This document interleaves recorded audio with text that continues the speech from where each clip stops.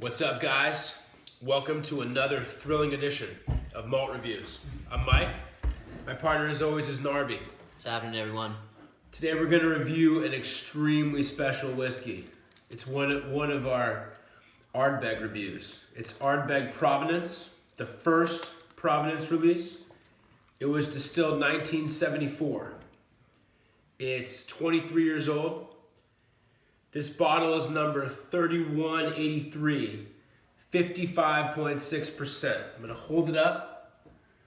You guys can get a good look at it. There's 4 Provenance releases. I believe 2 are US market, I think US and Asian market, and 2 are UK market. This was UK market, the first one. This is the first release. As he mentioned, 1974 vintage, right? Oh, yes.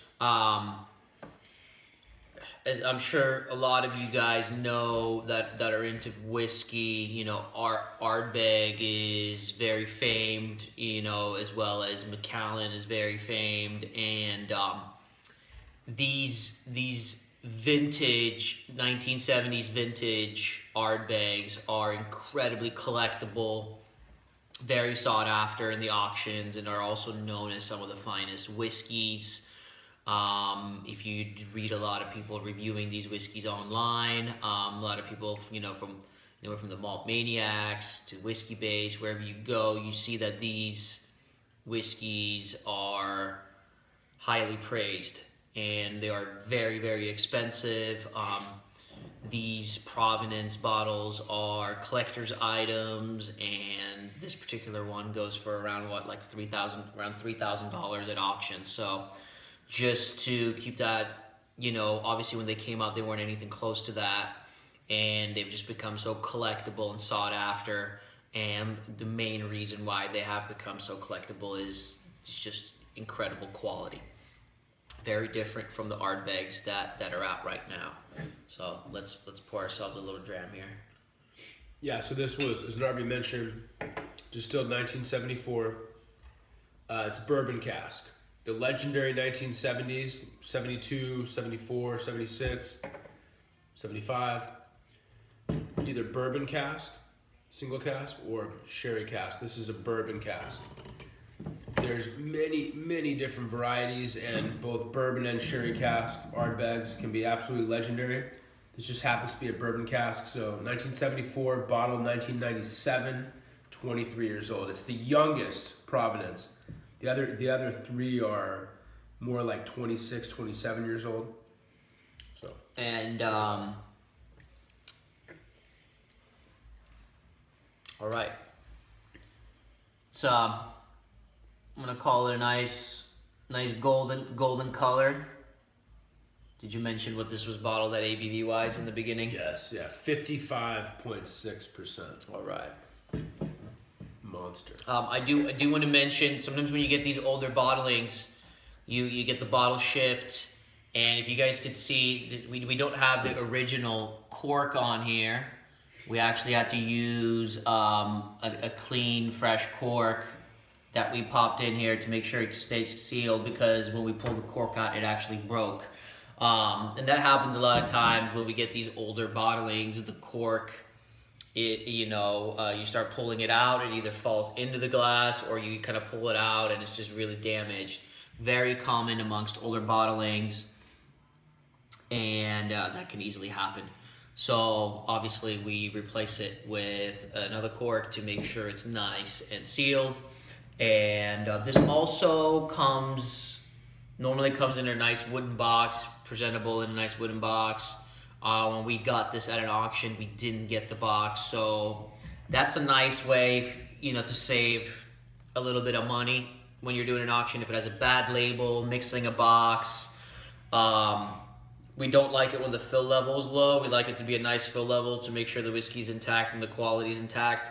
But if the label's a little ripped or has some damage on it, or if the box is missing and we could save a few $100, pounds, euros, whatever it is, then great, because we collect whiskey to drink, not to display and just watch it grow in value, which is what most people do that buy bottles like this at auctions, let's be honest. So without further ado, the nose of this extremely legendary and highly collectible Ardbeg.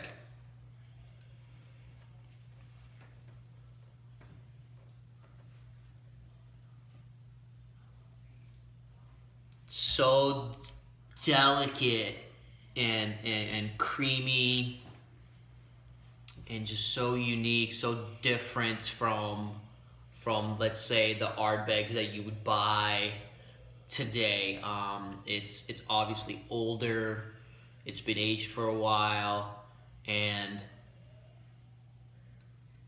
just has such a unique creaminess to it, such beautiful vanilla, some sweet grapefruit. The peat is so soft and gentle. The peat doesn't like smack you in the face. It's very peaty, but it's like it's been aged and mellowed out, and it's just so beautiful. And the way you get to experience peat in here is so different than the way you get to experience peat. And let's say if you went and got an Ardbeg 10, an Ardbeg Oogie, or let's say a Lefroy 10 cask strength or something like that. It's just very different. Hard to explain in words. My words won't do it justice unless you knows it. It's got such a sweetness to it. Some nice crystallized ginger and grapefruit, orange peel, dark chocolate, light toffee, and just beautiful vanilla and honey. It's just really, really nice. Yeah, it's very unique. It's like the strong, like in general, the strong smoke and peat of Ardbeg or Lefroy versus like Lagavulin or Bruichladdich. You know, the other Islas, Port Ellen, they tend to be a little lighter, but it's like Narby said, it's totally different than what you find in a recent Ardbeg bottling. It's like he said, almost like aged peat. You get all these amazing herbal and floral notes in a most exotic and high-end fashion. Definitely the vanilla, like the bourbon elements, like smoky vanilla and that nice charred white oak, and like charcoal, but not overly strong or offensive charcoal. Like if you have a campfire, like a barbecue out, it's like very nice and soft and gentle and subtle. Very unique. It's got some like salted caramel, it's very buttery, some lemon butter, some like oyster sauce. Oh yeah, total oysters, maritime, like wet rocks. Totally took the words out of my mouth. I was just gonna say wet rocks on the beach. Yeah. Oh, it's just it takes you. It's so good. Again, when a whiskey takes you to a place, takes you to a location where you're on the ocean, and just everything is just so beautiful. The wind is blowing with the ocean air. You're getting some of that beautiful salt water coming up. Add the crystallized fruits in there, and that creamy vanilla in there, and that beautiful peach. It's so beautiful. I will say that every single time. Now we have been drinking, and you guys probably can't see, but we're, let's say about a fourth of this has been drank, and only by us two. And every single time I've had this, it just keeps getting better and better and better. I imagine it's just going to continue to do so.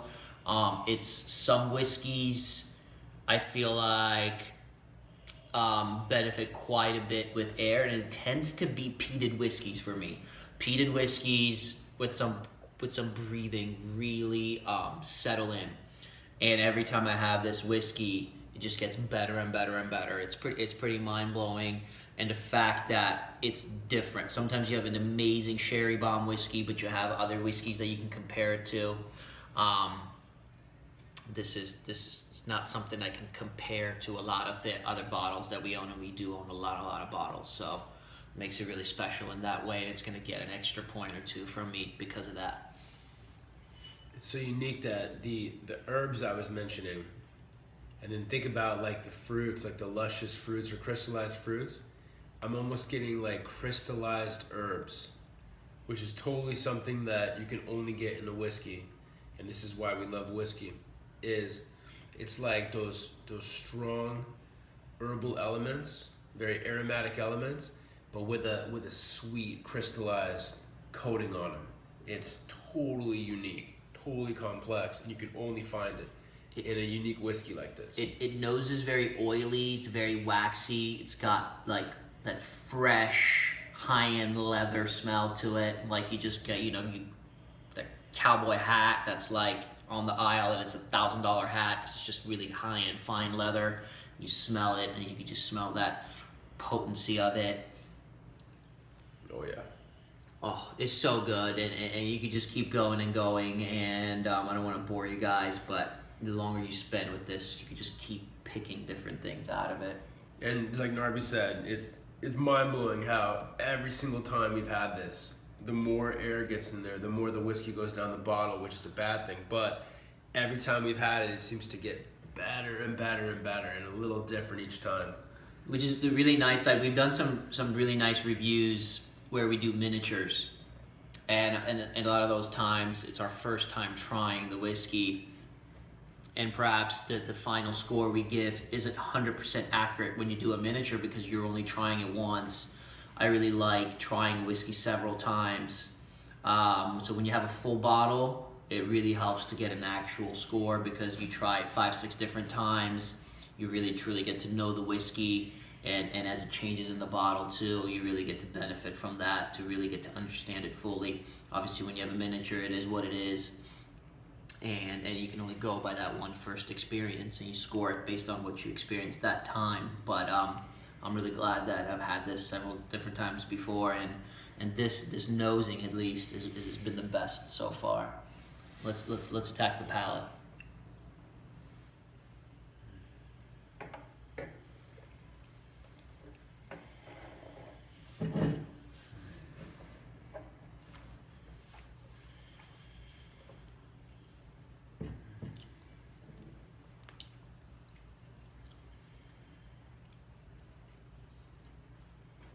It's oily, it's creamy, yet it attacks big at the same time.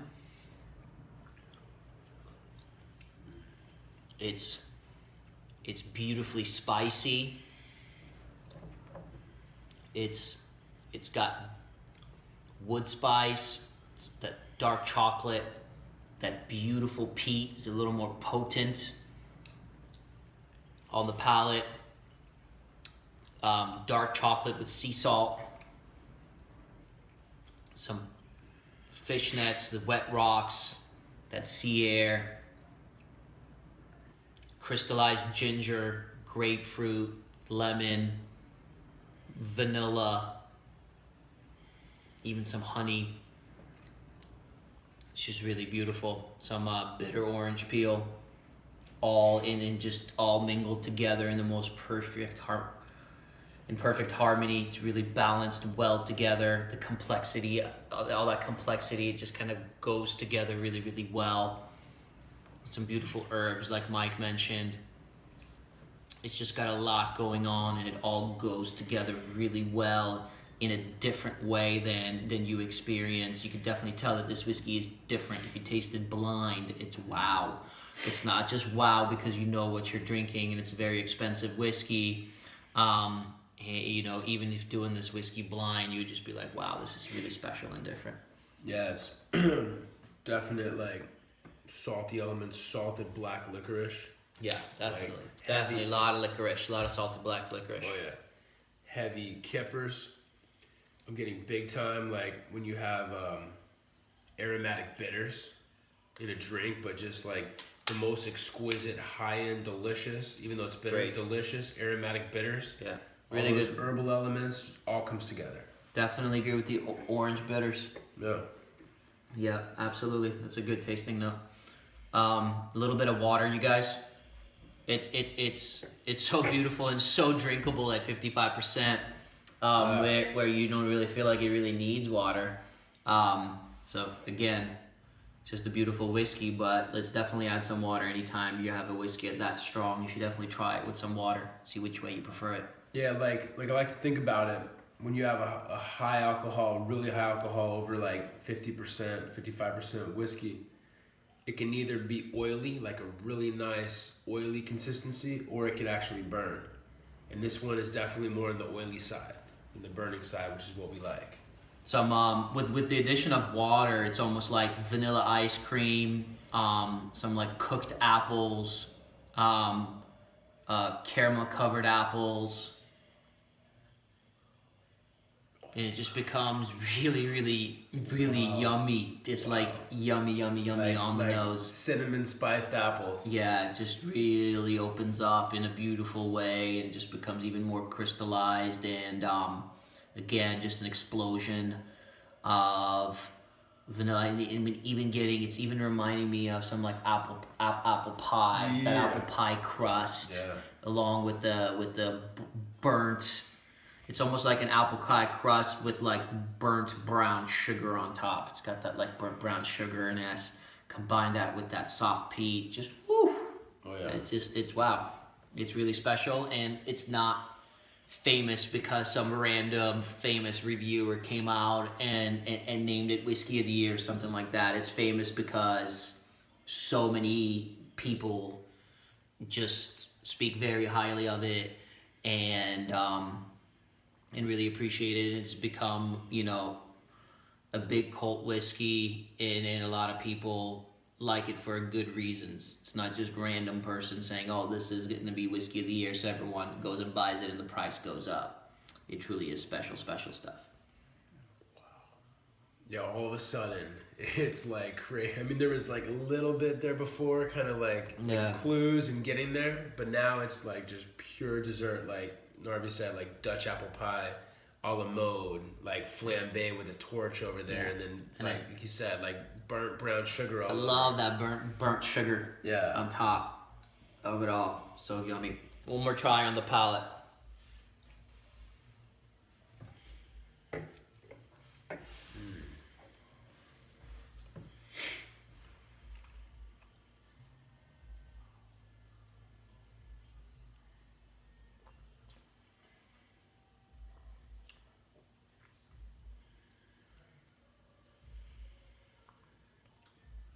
On the palate, even with the addition of water, it's a little bit more peat heavy, and I really appreciate how soft and delicate the peat is on the nose. I'm not saying it's not on the palate, but in terms of the peat elements, I enjoy it on the nose ever so slightly more. It's excellent on the palate, but I think the nose wins by a little bit. Both incredible, and the finish just lingers mainly on that beautiful peat, grapefruit, orange peel, salted sea salt, chocolate, wood spice. Awesome. Yeah, I definitely got the gentler peat is still there, but when you add a little water on the palate, I definitely got a lot more of the fruits than before. Before it was more like the salted black licorice, the Kippers, very salty, bitter.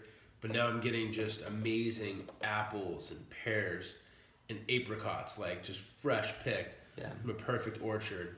And it's all still interplaying so perfectly, so harmoniously. And finished nice and long, still full blown. Oh yeah. Full blown on the palate. The last time I had this whiskey, the last two times I had this whiskey was in '94, but it's very hard not to bump it up a point. And I can't wait to keep trying this whiskey, but this is a legit 95 out of 100 for me. One of my very favorite whiskeys. Absolutely. Same thing, 95, solid. 95 out of 100. You guys really, really enjoyable. We understand that trying something like this is very, very difficult because the price is so high. I want to leave with one thing about that is if you really are into whiskey, and hopefully you have other people that you get to meet because you're into whiskey that are also into whiskey. A great way to try expensive bottles. I'm not necessarily saying something this expensive, but let's say you wanted to try a $600 bottle. That's a lot of money. If you can get a group of 10 people or even more, 15 people, and you split the price of the bottle, then it doesn't become that expensive. It becomes doable. You split $1,000 bottle with 15 people, it becomes doable. I'm not saying it's cheap, but you get to try something really special, and you don't have to commit the full price. So if you're really into whiskey and you really want to try some of these higher end bottles, that's the best way to go about it. Is you form a whiskey club, or you try to meet people online, and however you could do it. I'm not saying it's easy to meet a lot of other people that are that into whiskey, but if you can, it's a great way to do it. It's just a recommendation that I would say if you want to try some other stuff that's very hard to just keep buying yourself. So we'll see you guys soon. Thanks for watching. Please comment below if any of you have ever tried this or another Ardbeg. Would love to hear what you guys think. If you haven't subscribed yet, please do so. And we'll see you guys soon for another malt review, you guys. Cheers. Cheers, guys. Enjoy.